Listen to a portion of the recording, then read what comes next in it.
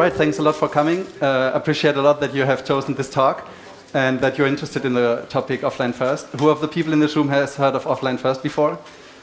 Good. You're familiar with Appcache? Service workers? Okay, we're going to cover some of those technologies today, not all of them. And yeah, we're going to cover quite a bit of stuff, so please bear with me.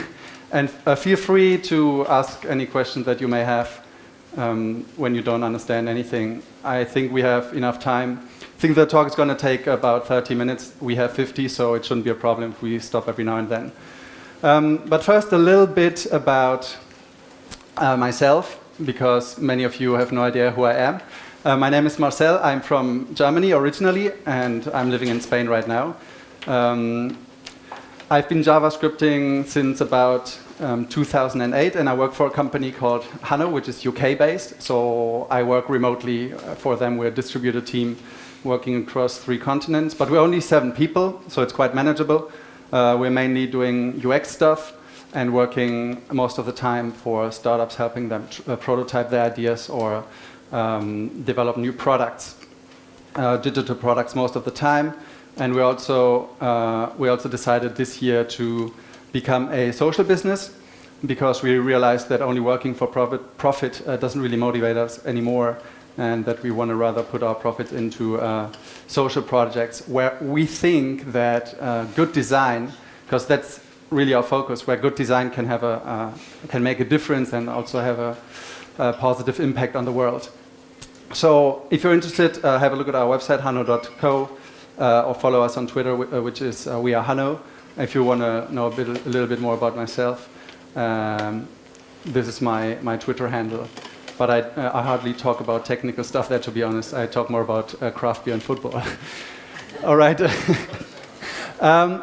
The first question that I want to clarify is if we really need offline first, because otherwise I wouldn't have to be here today, right? So let's talk about a couple of scenarios. I'm sure many of you are familiar with when you're traveling and you don't really have an online connection, right? I think that not only happens on a ship, most of the time we're on planes or trains. It can be very frustrating when our web apps don't work properly, simply because we don't have a signal, right? I'm sure many of you have experienced this before. Then commuting, when you're going to work by metro or whatever. It can happen many times that when you're in the subway underground, that you don't have a signal either. And then if your web doesn't work, that can be very frustrating, of course. Another thing is roaming. Right now I'm here in Tallinn. I didn't get a SIM card yet, so whenever I'm outside, I have to rely on public Wi-Fi, which doesn't always work either. Then there's the problem of internet outage. I'm not sure how reliable internet is in this country. Where I live in Spain, it can happen every now and then that the internet simply drops and you can't do anything for a couple of minutes. And of course, saturated networks. Happens a lot at conferences as well, as we have seen in the previous talk. When I think about 200 people or so that are here are using the same network. It can very easily happen that it gets saturated, and it's very hard to predict those scenarios, right? And usually applications also treat that as an error, or that don't even properly react to the case when the connection is slower than usual. And there's an interesting site which is called Offline States, the URL you can see up there, that shows some great examples of quite popular apps such as Dropbox, Pinterest and others, where we can see how they treat the offline state. And most of the times, as we can see here, this is communicated as an error, which is very sad, because many times you can actually do stuff in your app, and simply because you're not online, the app communicates that as an error, and you can't carry on doing what you want to achieve with the app. I'm going to talk a little bit more about this guy who has put together the site, because he has also compiled a great list of resources about offline first. His name is Guillermo Paz, I think. I'm going to show you that link at the end of the talk. So what does offline first actually mean? I've done a bit of research on this topic, and I've come up with, or I found this quote on the internet where it says that it means to manage data in a way, in such a way that we don't need server access in order to do any kind of operation. I like this quote a lot, but I would tweak it a little bit and say that we don't need server access in order to do some well-considered operations, because an app can do a lot of things, right? And some of those things, such as registering with a product or logging into a product, can simply not be done without an online connection. So it would be stupid to say we want to take all of the app's functionality offline, because that's simply not possible. So we need to take some well-considered decisions here and say, this is what we can make available offline with a reasonable amount of effort. Now I'm going to tell you what this talk is going to be about, because on the one hand we have native apps, of which a lot already work quite well when you're offline. On the other hand, we have websites which are mostly not really optimized for the offline state. And we are going to talk about stuff that's somewhere in the middle. So on the left-hand side, we have native apps which are usually there in order to do stuff. Let's say you want to rent an apartment on Airbnb, or you want to look up your financial operations in your banking account or whatever. This would fall in the category of native apps where you do stuff, whereas websites would be things like Wikipedia or your favorite newspaper that you use in order to look stuff up. We're going to talk about apps that are somewhere in between, which behave like native apps, but which are based on open browser technologies that everybody can use. And that's based on open technologies such as HTML, CSS, and JavaScript. All right. Now, when does it make sense to take an app offline? Native apps, as I just mentioned, is not really our business. That would maybe be a talk for a different conference about iOS or Android. Content-heavy sites are not really our focus either, because it's impossible to take sites like Wikipedia completely offline. They're just too big. Real-time apps are not really our focus either, because real-time communication between people usually requires an internet connection. But if we talk about single-page web apps, if we talk about static websites, which are becoming more and more popular, and also about self-contained apps such as a Chrome extension, for example, then taking your app offline can make a lot of sense. All right? And the benefits are pretty clear to me. I'm not sure if they're clear to you. That's why I'm going to tell you what they are. The most common example would be that you prevent users from losing their data. Maybe it has happened to you as well, but have you ever filled out a form and then you lost your internet connection without noticing? Then you hit submit and you see a beautiful 404 page and all the data is gone. That's one of those scenarios where it would be particularly useful to have offline functionality, and the browser takes care of storing what you have typed in, and then you can easily go back and your data is still there. Another advantage is that apps are usable all the time. So whether you're commuting or you're traveling, your data is being saved in the client and you have access to it all the time without an internet connection.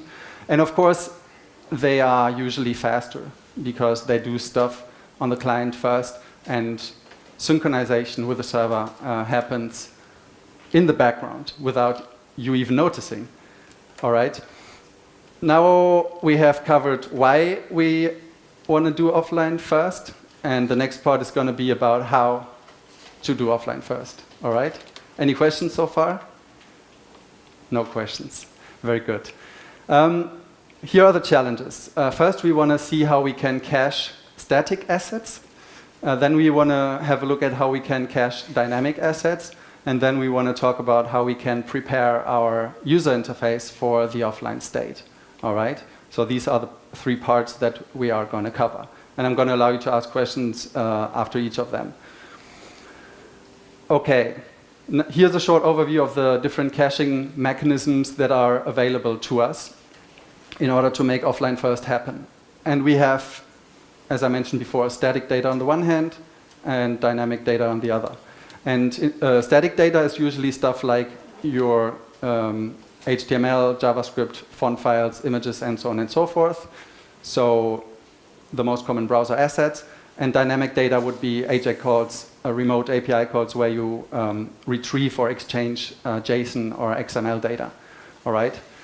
So the technologies that are available to us in order to cache static data are the browser cache, service workers, and the app cache. And on the dynamic side, we have 3 more technologies that we have to talk about, which are IndexedDB, WebSQL, and web storage, which is either local storage or session storage. All right? So let's talk about static data first. What do you think about browser cache? Can we use that in order to make offline first happen? Not really, because it's not reliable enough. We can trust him, and we don't have any control over how it's caching data. It can throw out assets randomly at any given moment, and we can not influence that process. Service workers, we talked about that in the previous presentation as well, is a great technology. Phil, I would really love to do a talk about service workers in the future, but right now it's really lacking browser support, in my opinion. You may disagree with me or not, but for now we have to deal with a highly unpopular app cache in order to make static caching possible. All right? Maybe that's going to change in a few months. For now, though, I want to talk about Appcache and how we can use it in such a way that caching static data is not a pain anymore. On the other hand, we have dynamic data. And has any one of you used IndexedDB already? One person, two, couple of others. The problem here is that it's having a quite complex API, so it's not really fun to use. What's the problem with WebSQL? Yeah, exactly. Again, lack of browser support has been deprecated and maybe dropped in future versions. We're left with web storage. A super simple technology, but it's not very powerful either. But there are a couple of great frameworks that we can use in order to overcome those challenges, which are localforge and pouchDB, which we're going to talk about later. But first, we're going to jump into challenge number 1, which is about caching static assets with the help of Appcache. As we've heard before, the Appcache is a douchebag, but well, it can do a couple of things. And I'm going to show you how. Well, here's a common scenario. We have a user using a browser in order to access data from a server. Let's say they put this URL into the browser bar, npmbrowser.com, which, by the way, is offline optimized as well. And it does an HTTP request to the server. And then the server responds with a website. I think this scenario should be quite, everybody of you should be quite familiar with this scenario. But then what happens if the server goes offline, for example, if you are on a commute? Then the Appcache can help us out because it intercepts the HTTP request, right? And it can return cached data instead of the server. And it does that by using a so-called manifest file. And that manifest file consists of a cache, a network, and a fallback section. Who has worked with manifest files here in this room? Quite a few people. How was your experience with this? Painful. Yeah, it's really not that easy. But I'm going to show you what each of these things do. First of all, in order to use a manifest file, you have to add a little attribute here, the manifest attribute, to the HTML tag. And then you just link to the to the manifest file. I'm going to zoom a little bit so that the people in the back can see it as well. This is all you have to do in order to use the Appcache, actually. You link to the manifest file in your HTML tag, and in the cache section you define which resources you want to be available offline. So that's a simple list of static files. Then in the network section you define an online whitelist of those requests, which are mainly AJAX requests that you want to go through all the time. And then you also have a fallback section where you can define substitutes for resources that couldn't be cached or couldn't be found. And that means, for example, when you have when an image couldn't be found, right? You can easily substitute that with a dummy image, for example. Since this process is very tedious, there are tools out there that help you with that. One of those is Manifestr, which scans your website for those assets. It scans your website for JavaScript, image, font files, HTML, and so on and so forth. And then it writes them into the manifest file for you, so you don't have to do this work manually. And it defines a wildcard in the network section and an empty fallback section, so you can take care of that stuff yourself. Yeah, feel free to take a photo. So this simplifies our process of using Appcache a lot. Photo done. Here's a little example. This is our playbook where we talk about how we work and all of our processes in very detail. Quite a long page. Here's the Manifestr bookmarklet in the browser bar. And what this does, as you can see here, it creates this manifest file for us with a version number and the cache section where we can see that it lists all the assets. We have images here, quite a few. Then, of course, the internal HTML document. It also caches style sheets. If there are images inside of the style sheet, it would cache them as well. And JavaScript files, which can even come from another server, such as Google Analytics. All right. There's also a thing called Manifest Validator, because the Appcache is very meticulous. So when one of your resources cannot be found, it doesn't work at all, which is very bad if you don't know it. So ideally, you would run your manifest file through this tool in order to see if everything is correct. As I mentioned before, and as Phil mentioned before, the Appcache is a douchebag, so we need to treat him very carefully. We need to be very well aware of the downsides. And downside number one is that files always come from the cache. So let's say you have a site and you want to cache it with the Appcache, and then you update an image file or a style sheet, reload the page, and it's not going to show you the update. It's going to always load stuff from the cache unless you modify the manifest file itself. So it only updates if the manifest file itself is changed. And ideally, you would integrate that into your build process, so you don't have to manually change the version number each time that a CSS file changes. That would be ridiculous. And then another thing is, when the page is reloaded, it shows the old version again. So let's say you change a style sheet, you upload it to your server, you reload the page, it's going to show the old version, which can be very frustrating. Only when you reload the page, the cache is being swapped. And you can do that manually or via JavaScript by running this command.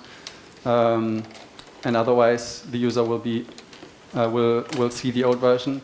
What you could do as well is write some JavaScript that automatically reloads the page for you, so the new assets are being loaded.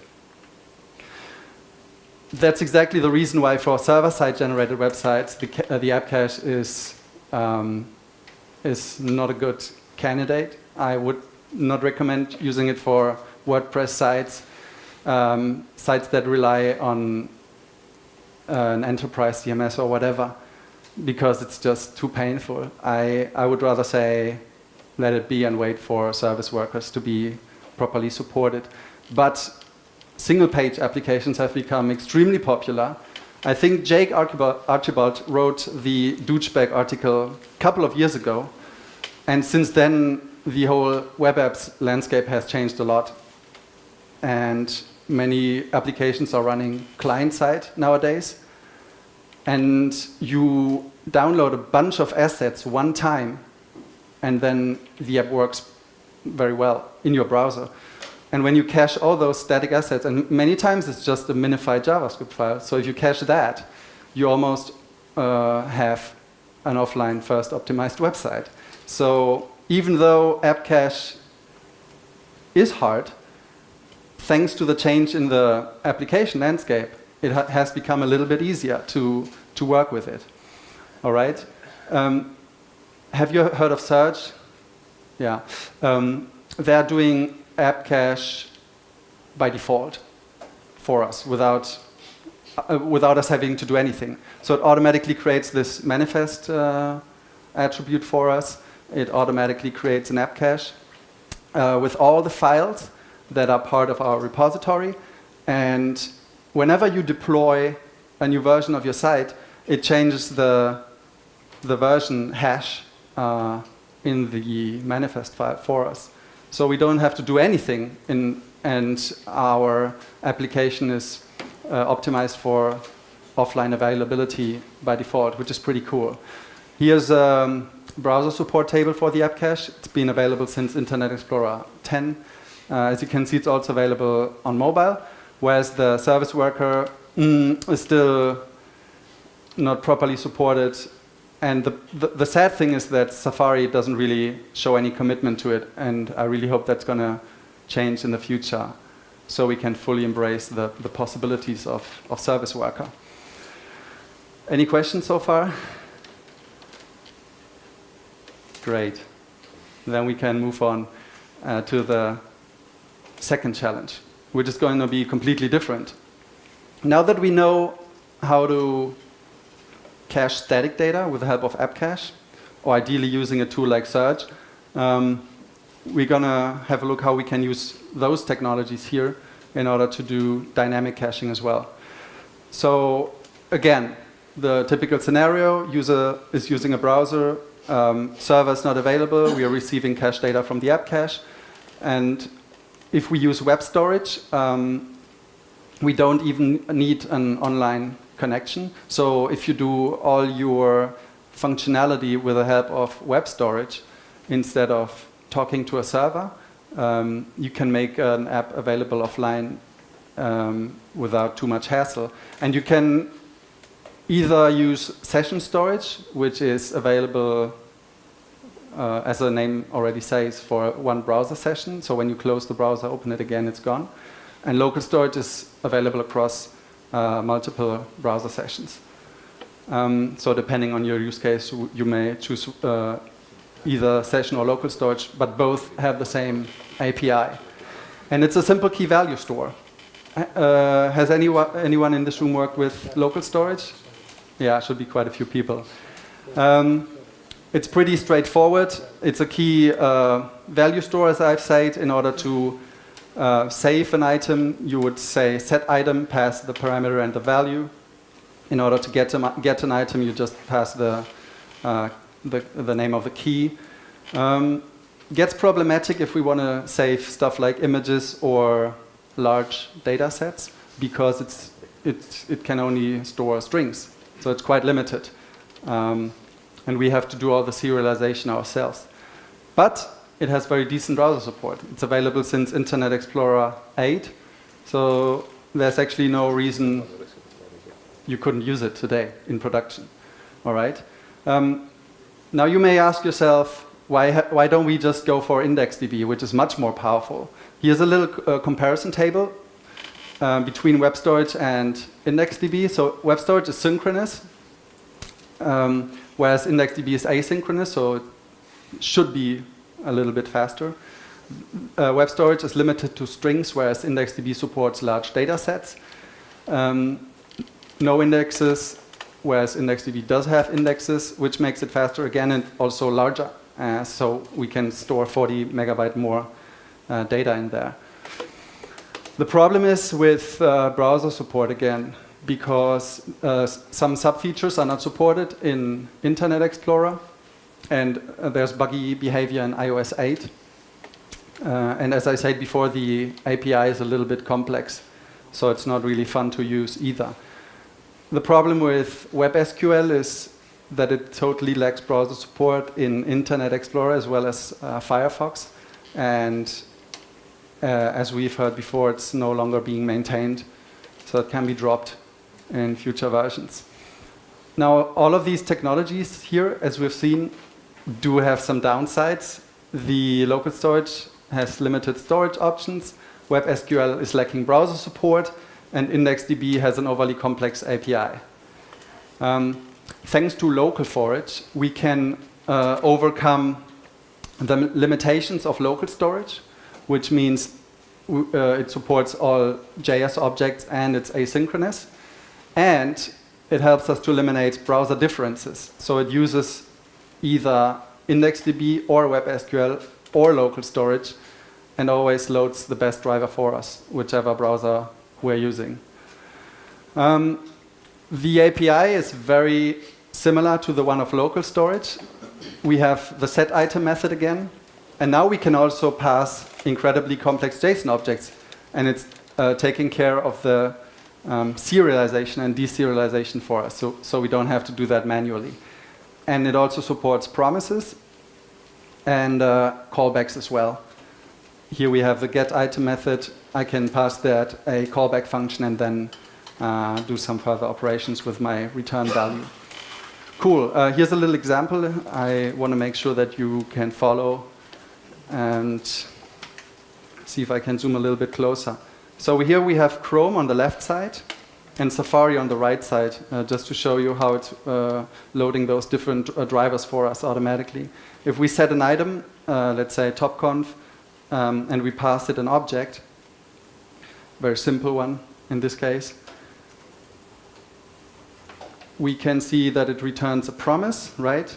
And then in our resources, we can see that it has been saved properly inside of our indexed DB. And then we go to Safari. It's covered. Let's hope that the bar goes away there. Or let's just zoom out. I'm quite surprised though, because I haven't had this problem before. Yeah, let me stop this for a second until I figured out how to do this.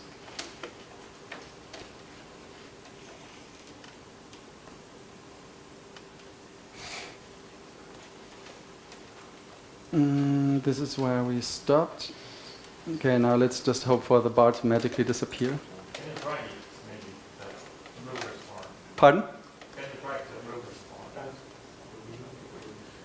You say I should drag it? Can you drag it? I don't know, maybe you can. Not sure, to be honest. This is the GitHub repository, by the way.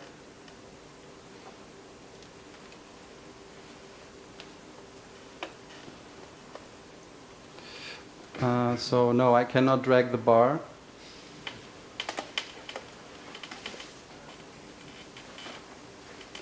But I can tell you what it's doing. So actually, we're doing the same here.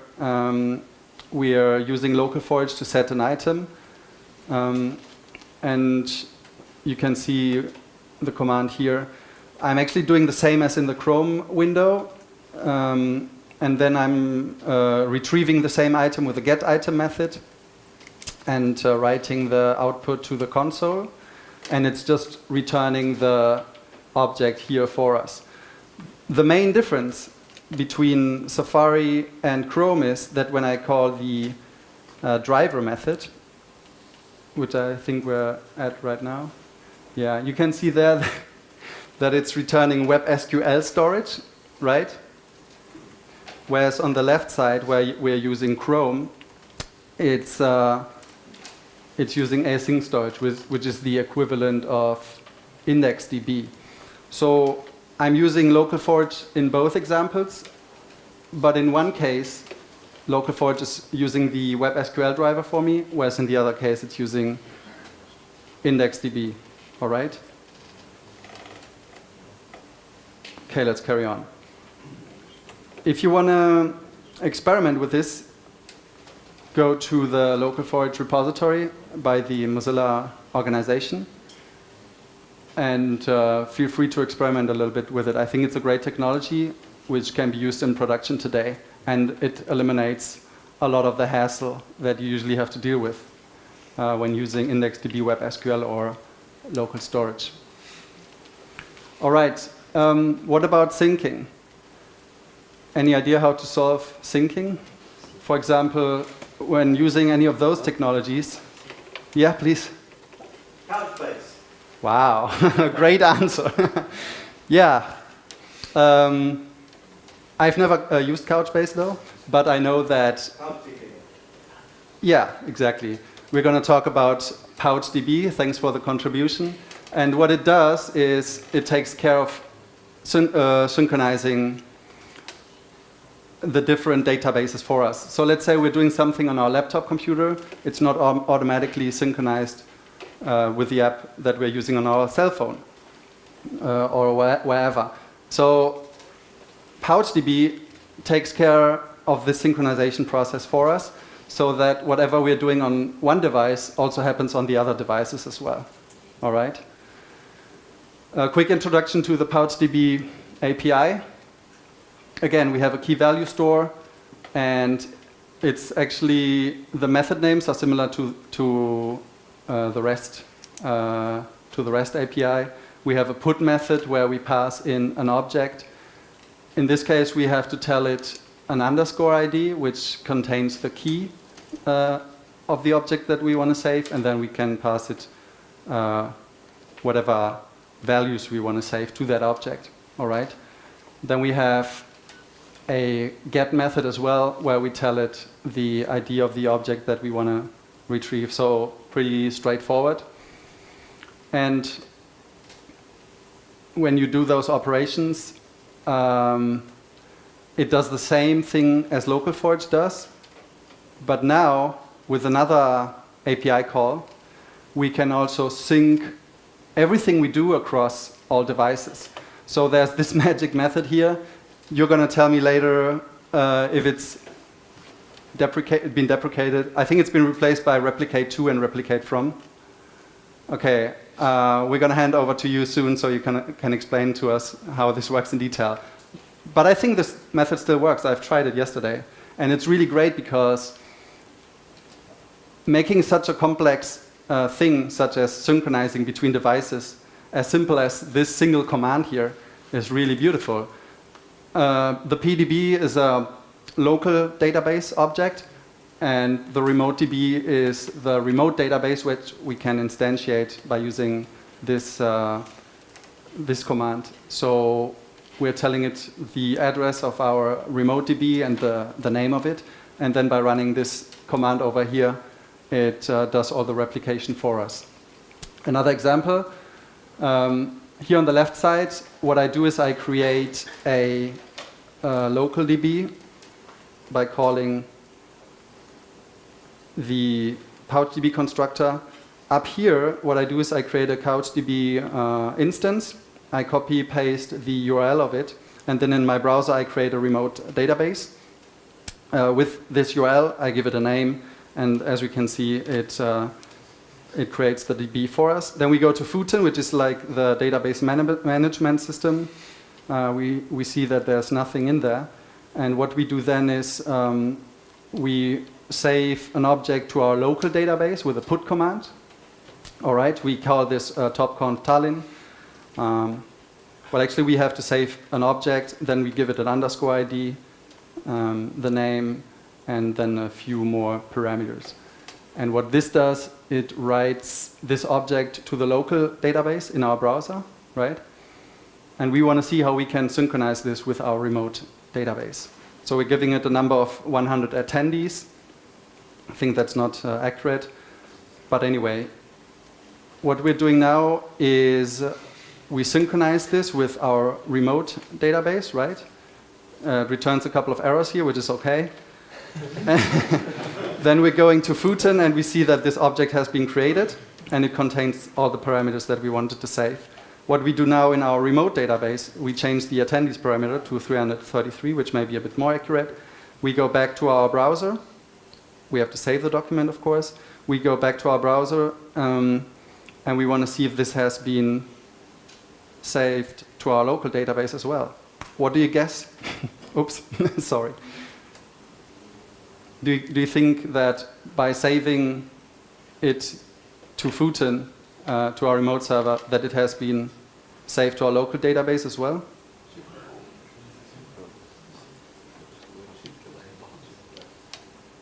I'm going to show you the answer in a second. Here's a little replay. So,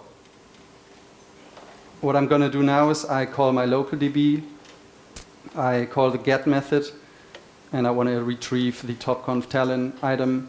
I have a promise here, to which I call pass a function, and I just log the response to the console.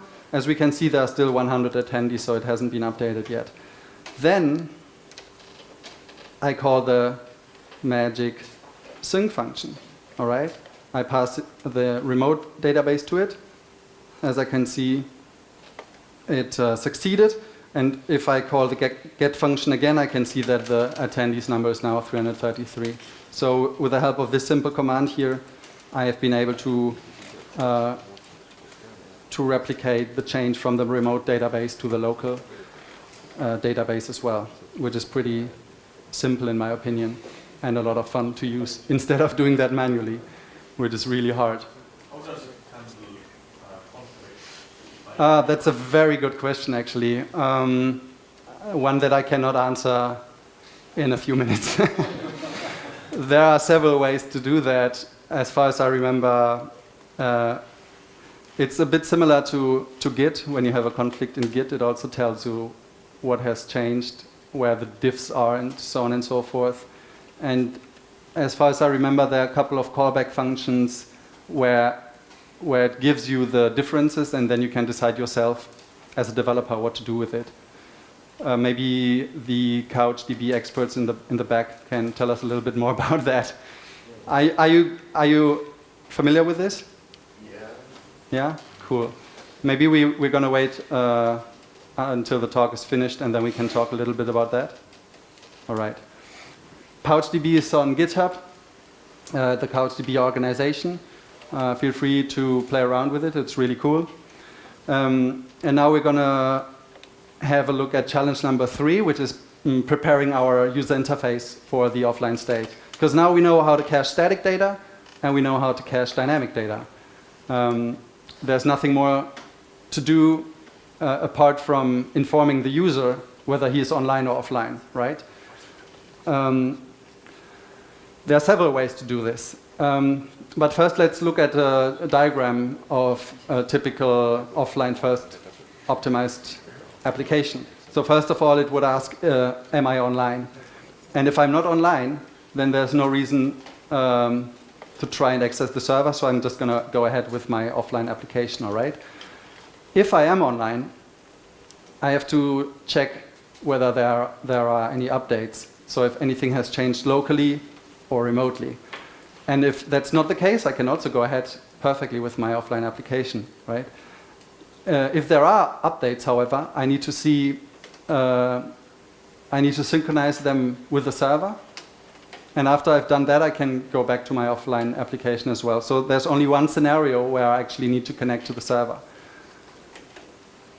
And the offline app itself is taking care of storing all the data locally. That's the beautiful thing. So how do I detect the online status? We can use Navigator events, Appcache events, and XHR events. And I'm going to explain each of these quickly. So Navigator events is actually about the online attribute. where you receive either true or false. And based on that, you can say, okay, the user is online or not. You can do the same by listening to the online or offline event on the window object. The problem with this approach is that in Firefox, it only says offline if it's explicitly set to offline mode. Safari is thinking that it's online all the time, and Internet Explorer shows online even if the connection is unreliable. All right. Appcache events are not bad either. We have checking progress cached, and also an error event, which fires when there has been an error with loading the Appcache.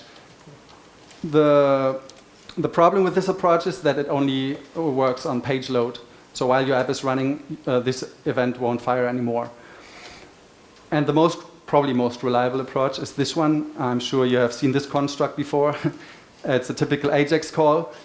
And if the status here is not 200, then it probably means that there is a connection issue. And that's also how the offline plugin by HubSpot is doing it, which you can easily use on your website. And it shows the user whether you're online or not. Okay, this has been quite a lot of information in a very short amount of time. So let's quickly have a look at it again and recap. First of all, you have to decide if offline first makes sense. All right. You have to consider what you want to take offline, because as I've mentioned before, you probably don't want to take your entire application offline. Then we talked about how we can cache static and dynamic data, and how you can sync it with a remote server. And then in the last bit, we talked about how we can use events to detect the offline state and prepare our UI for a flawless user experience. So I hope that now you feel inspired to make your applications work offline as well. There's a lot of material online if you are curious and want to find out more about this topic. In particular, this wonderful repository here by a guy called Guillermo Paz. Offline First contains plenty of resources, including blog posts, quite a few presentations and slides, and of course a couple of tools as well that you can use in order to make your applications offline first. Quite inspiring, so if you're interested in this topic, I would highly suggest you check out this site. Now we have time for some questions as well, but first I want to say, from now on, try to empathize with your users. And I'm sure we've all experienced those scenarios where we are offline. So why don't we try and make the user experience for our customers as good as possible. And in this way, yeah, just try to do some good in the world. And that's it. Thanks a lot for being here, and thanks a lot for to Hanno for making this talk possible.